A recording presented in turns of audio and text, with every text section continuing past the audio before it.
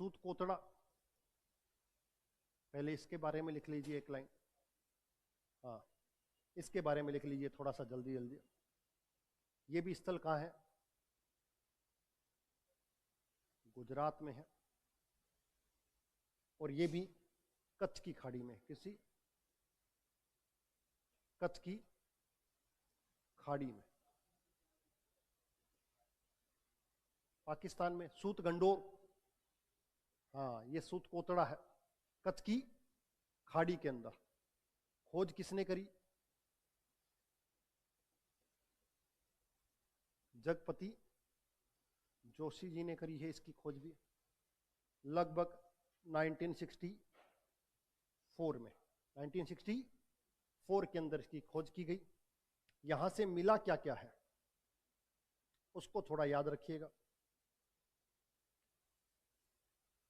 एक तो सिंधु घाटी सभ्यता के पतन के साक्ष्य मिले,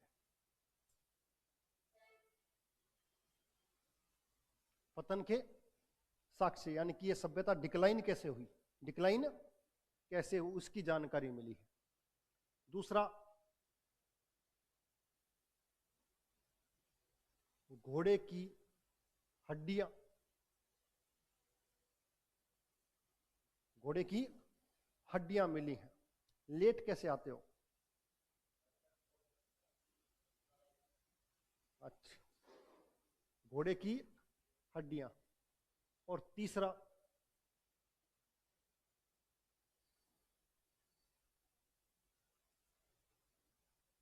कलश शवधान की जानकारी मिलती है। कलश के अंदर अस्थियों के जो बचे हुए थे उनको जमीन के अंदर क्या कर दिया गया?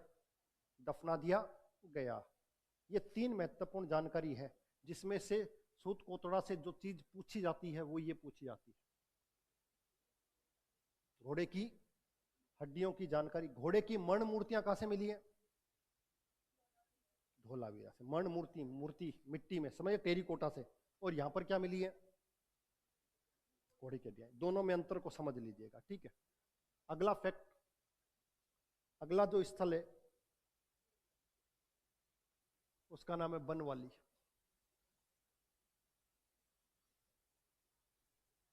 बनवाली कहां पर है?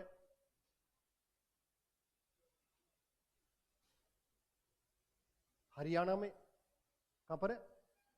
हरियाणा के अंदर। कौन सी नदी? सरस्वती नदी। कौन सी?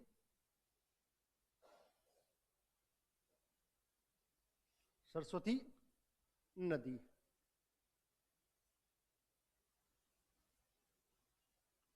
खोज किसने करी?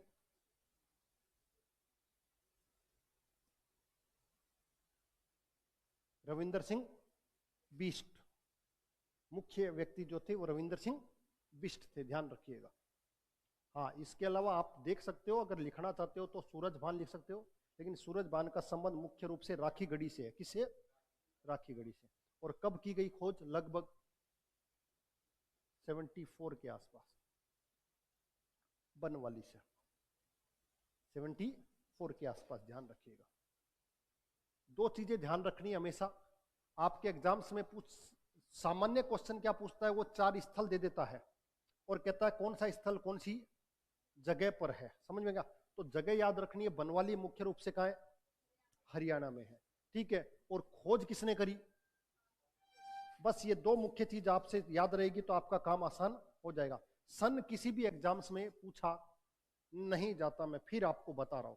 कारण क्या है? उसका कारण यह है कि एक ही स्थल को कई बार खोदा गया है, कई बार उसका उत्खनन किया गया, उसमें कई कई लोग उसमें शामिल हैं। समझ में आ गया?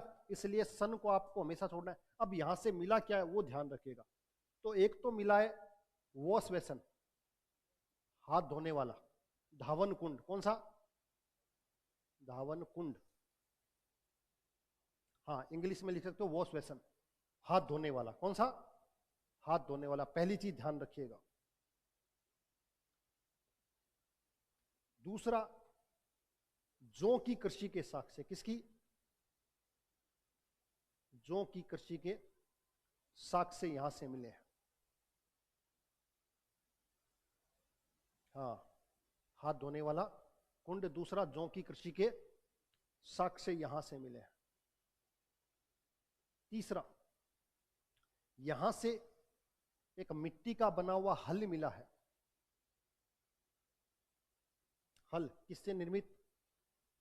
मिट्टी से निर्मित, यानी कि एक तरह का स्टेचू, प्लाऊ जिसे कहते हैं ना, हाँ, हल मिला है खिलौने के रूप में। किसके रूप में? खिलौने के रूप में। ये ध्यान रखिएगा, ऐसे मत समझिएगा वो ओरिजिनल वाला और इतना, हाँ, पहले ही अपना दिमाग लगा लो, इससे पहले मैं पहले ही बोल देता हूं, ठीक है। यहां से जल की निकासी नहीं मिली, यानी कि जल निकासी का कोई साक्ष्य नहीं मिला।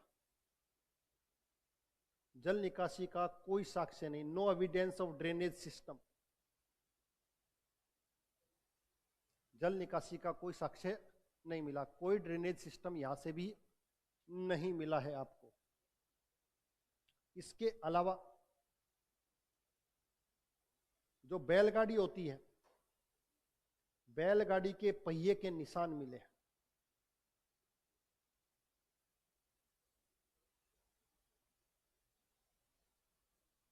बैलगाड़ी के पहिए के निशान मिले हैं।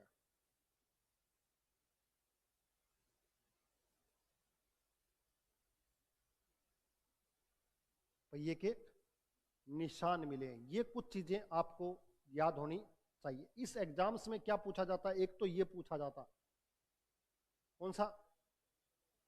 हल पूछा जाता है, ध्यान रखिएगा। और दूसरा हवन कुंड, वॉश बेसन। कौन सी? Wash basin. ये दो चीजें आपके एग्जाम्स में ज्यादा पूछा जाता है। इसके अलावा अगर पूछने की कोई संभावना है तो जौ की कृषि। किसकी? हाँ, जौ की कृषि के साक्ष्य कहां से मिले हैं? तो कहां से मिले हैं? बनवाली से। कहां से? बनवाली से, ठीक है, उतार लिया इसको। इसके बाद एक लास्ट ले लो, कौन सा? रोपड़ ले लो। कौन सा? रोपड़। और एक आप ले सकते हो और राखी गढ़ी भी ले लो। कौन सी?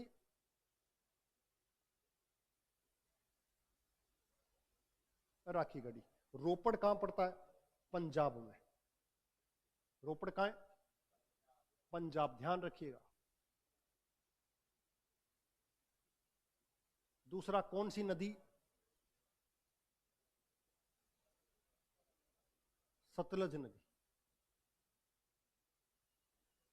खोज किसने करी? यज्ञदत्त शर्मा ने। कब करी? लगभग 1955 के आसपास। 55 के आसपास खोज की गई। यहां से दो मुख्य चीजें याद रखनी है। एक तो मानव और कुत्ते के एक साथ दफनाने के साक्ष्य। दफनाने के साक्ष्य। आ जाइए, एक जगह और बताई थी मैंने। इतनी लेट कैसे आ रहे हो? जाम लगा हुआ था। मानव का और कुत्ते के एक साथ दफनाने के साक्ष्य। ऐसी जानकारी पाषाण काल में मिली थी क्या? धन्यवाद आपको, अगर पता है तो। कौन सा स्थल था? बुर्ज होम। कहां पर है? जम्मू एंड कश्मीर। अच्छा, किसी को पता था तो उन्होंने पन्ने पलट लिए। जिसको पता ही नहीं है कि अपने ने पहले कुछ लिखा भी है या नहीं है, स्थिति ऐसी होती है। दूसरा, तांबे की कुल्हाड़ी मिली है। किसकी? तांबे की कुल्हाड़ी। हैंड एक्स मिला है कॉपर का। इसका कॉपर से बना हुआ क्या मिला? Hand axe. ये दो चीजें आपको पता होनी चाहिए, ठीक है। अब तांबे की कुल्हाड़ी कितनी कामयाब होगी? ज्यादा कामयाब नहीं होगी। और बनाना मजबूरी थी, क्योंकि आपके पास और किसी तरह का कोई मेटल था नहीं। समझ में आ गया? क्यों? क्योंकि आपको जंगलों को काटना है और जंगल आपसे तांबे की कुल्हाड़ी से कटने वाले नहीं है। इसको ध्यान रखिएगा। बात करें किसको लेकर, राखी गढ़ी को लेकर, तो कहां पर है, हरियाणा में है, ठीक है। दूसरा वही किस नदी के किनारे, सरस्वती नदी के किनारे। खोजकर्ता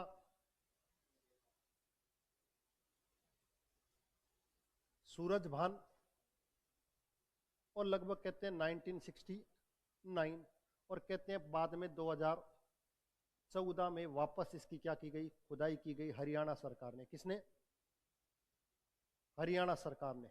और कहा गया कि ये अब तक की खोजा गया सबसे बड़ा स्थल माना गया। कहा गया कि सिंधु घाटी सभ्यता का सबसे बड़ा स्थल, सबसे बड़ा स्थल होने का दावा किया गया इस स्थल का।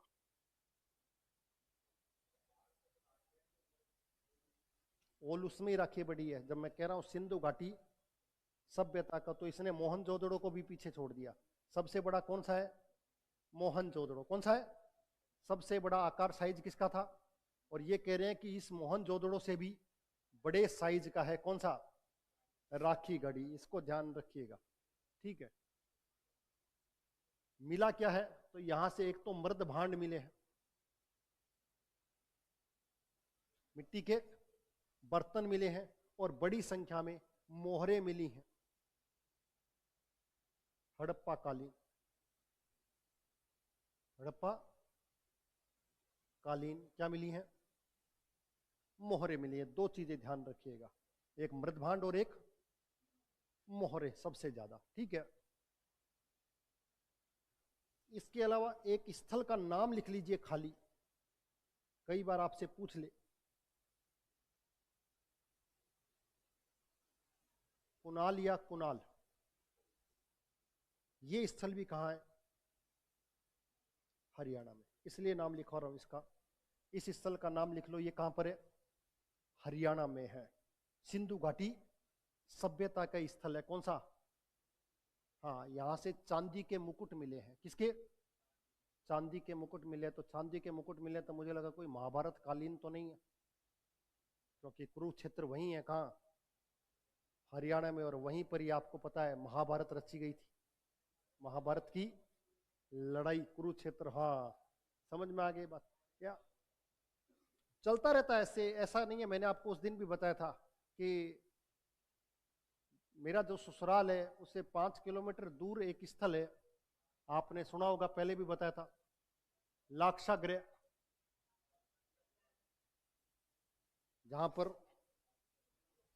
जला दिया गया था उसको, लाख का बना हुआ था, और वहां से सारे के सारे पांडव अंडरग्राउंड हो गए, और वो यहाँ राजस्थान में निकल आए। कहाँ निकल आए, हाँ, वो स्थल है अभी भी, और उसको सिक्योर किया गया उसको, ठीक है। एक बड़ा सा है, उसमें एक सुरंग दिखाई भी जाती है, लेकिन ये ठीक है, एक अलग सा टीला दिखाई देगा आपको, लेकिन वो सुरंग उस समय वहां से कहां तक ले आए, हाँ, वो बागपत की बात बता रहा हूँ। कौन से डिस्ट्रिक्ट की, यूपी के अंदर बागपत डिस्ट्रिक्ट के अंदर लाक्षागृह। अब उसकी वहां से लेकर और यूपी और दिल्ली होते हुए, और कहा, हरियाणा को टेक्नोलॉजी ऐसी थी नहीं कि इतनी बड़ी क्या खोदी जाए, सुरंग खोदी।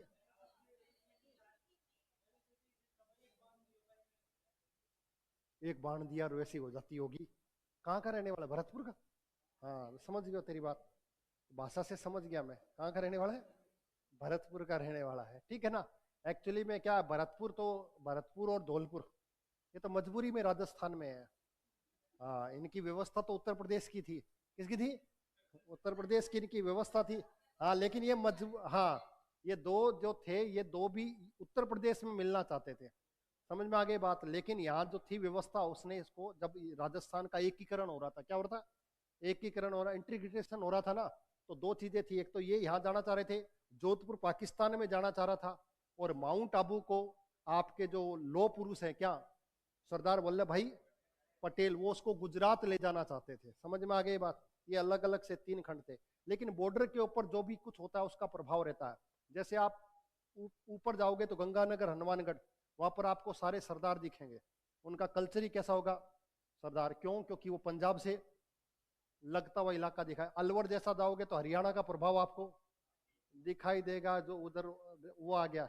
ऐसे ही दक्षिण में बांसवाड़ा और उधर जाओगे तो आपको गुजराती, अगर आप भाई माउंट आबू राजस्थान का टूरिस्ट पैलेस है ना राजस्थान में, लेकिन आप वहां जाइएगा वहां आपको 80% गुजराती नजर आएंगे सब कुछ, और वो गुजरात की वजह से ही बचा हुआ है, गुजरात ही उसको चला रहा है, समझ में आ गया, अपने वाले तो जाने से रहे। ठीक है, तो ये कल्चर का थोड़ा सा इफेक्ट है, कोई दिक्कत नहीं है।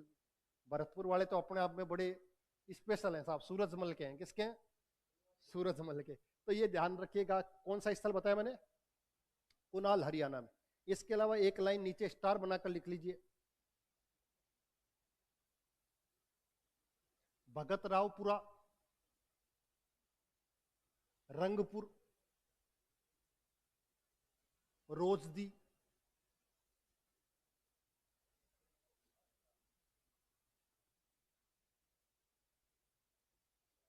हाँ भगरावपुरा या भगत रावपुरा, कई बार ऐसे आ जाता है, दोनों नाम लिख लो बोले, भगत रावपुरा। दूसरा कौन सा है? रंगपुर, और तीसरा रोजदी।